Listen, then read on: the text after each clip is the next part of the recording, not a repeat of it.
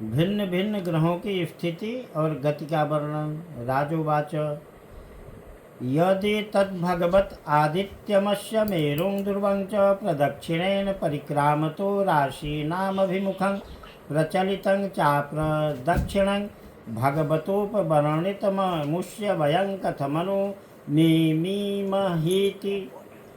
राजा परीक्षित ने पूछा, भगवान आपने जो कहा कि यद्यपि भगवान सूर्य राशियों की ओर जाते समय मेरु और ध्रुव को दाईं ओर रखकर चलते मालूम होते हैं, किंतु वस्तुतः उनकी गति दक्षिणावर्त नहीं होती, इस विषय को हम किस प्रकार समझें।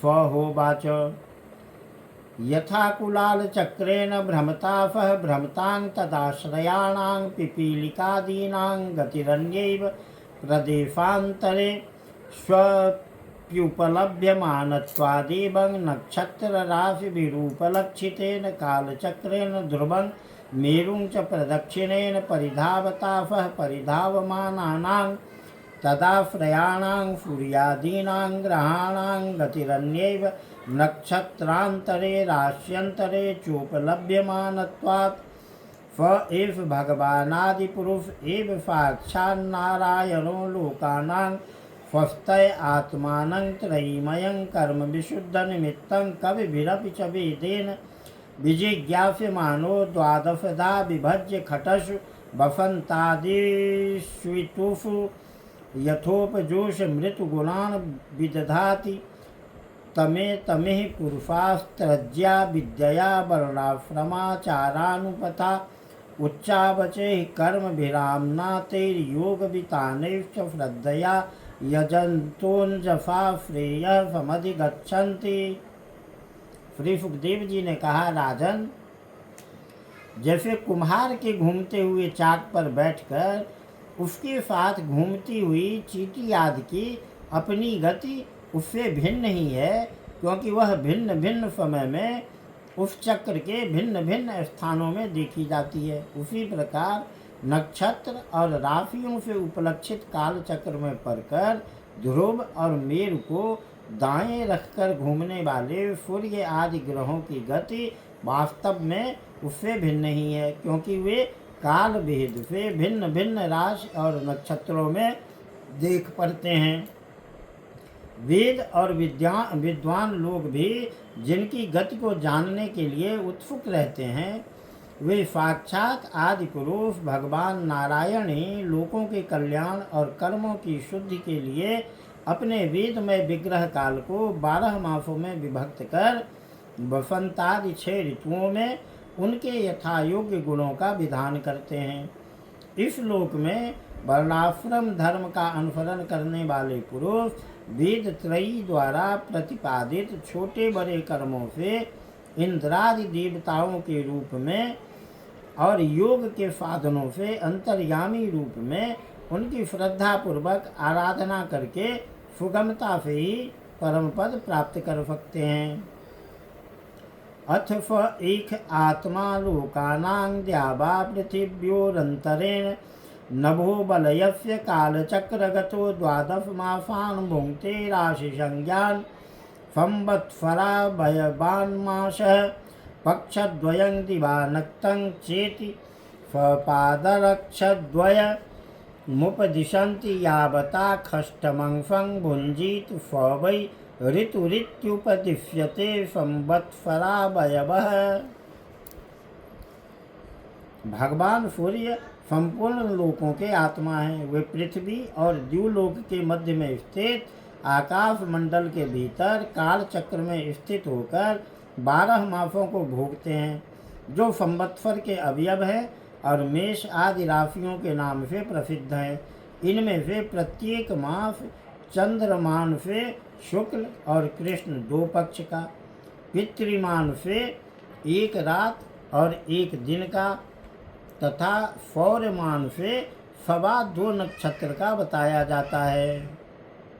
जितने काल में सूर्य देव इस संवत्सर का 6ठा भाग भोगते हैं, उसका वह अवयव ऋतु कहा जाता है।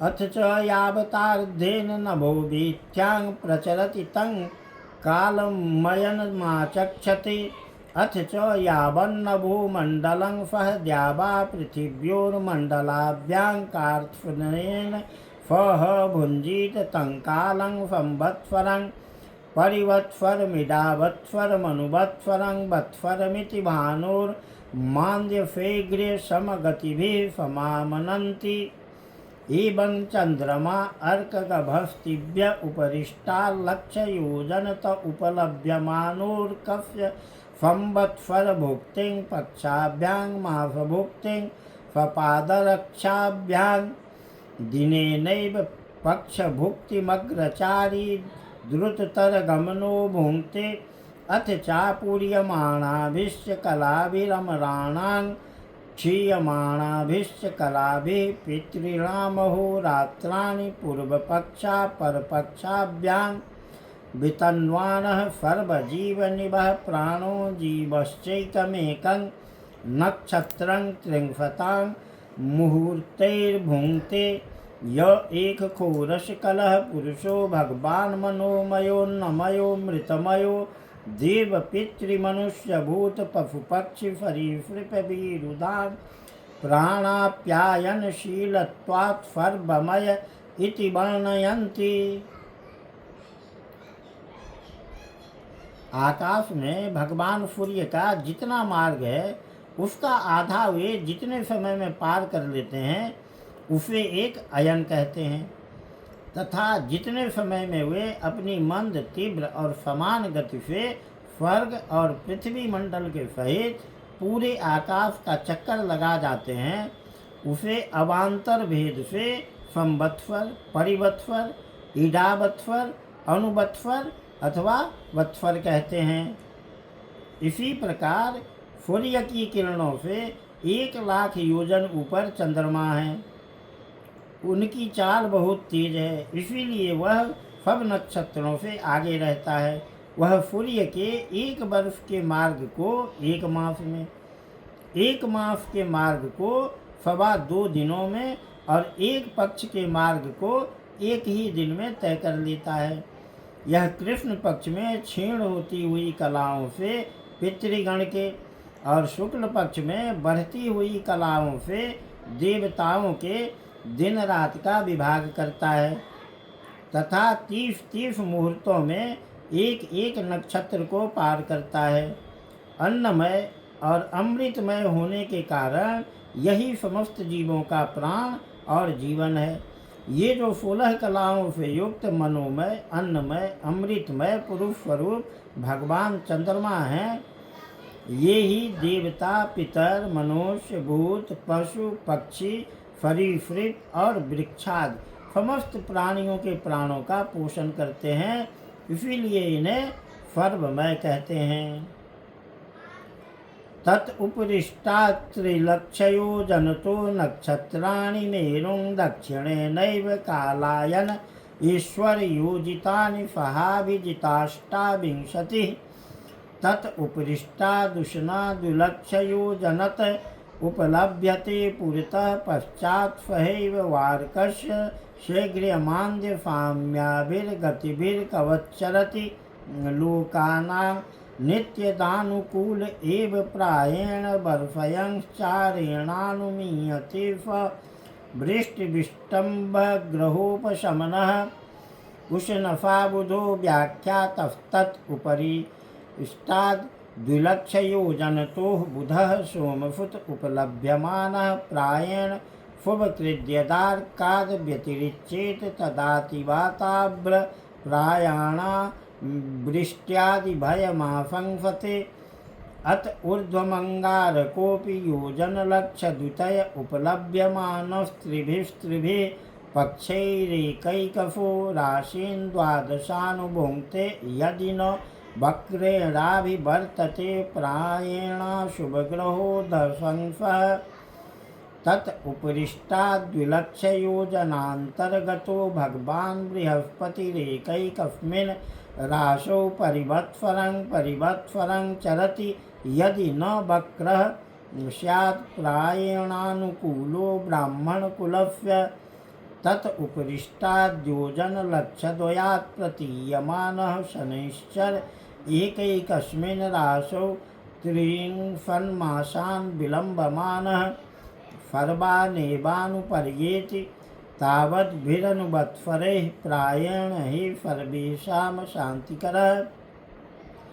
तत् उत्तरस्मादृशय 11,00,000 उपलभ्यन्ते य एव लोकानां समनुभावयन्तो भगवतो विफ्लोर्यत् परमं पदं प्रदक्षिणं प्रक्रमन्ति।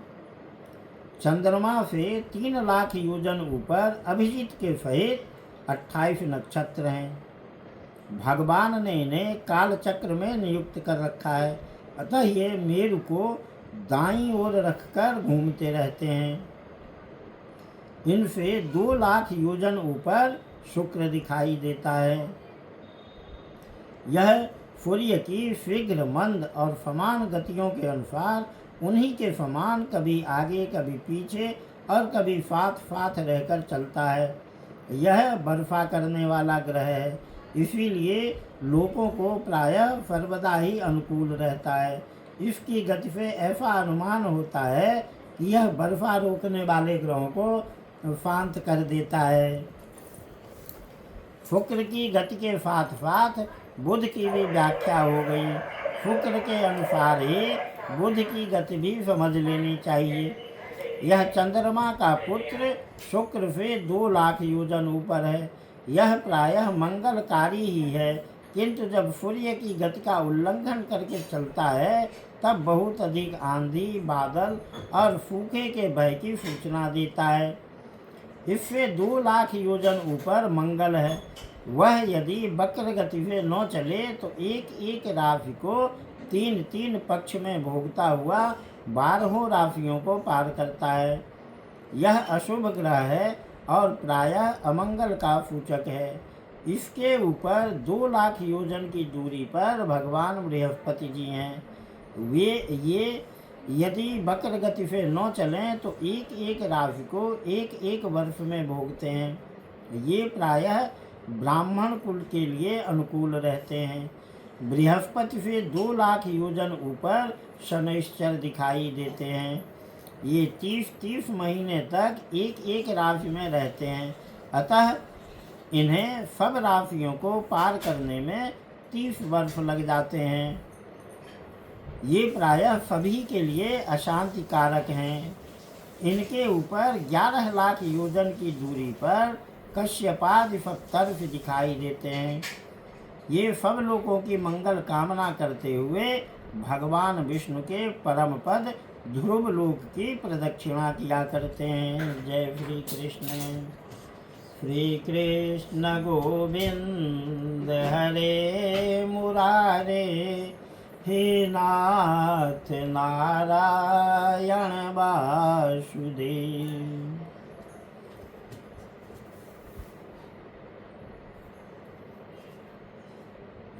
बंद करने दीजिए, लाल बटन है तो दबा दीजिए, या ब्लू है तो चौकोर बटन है नीचा में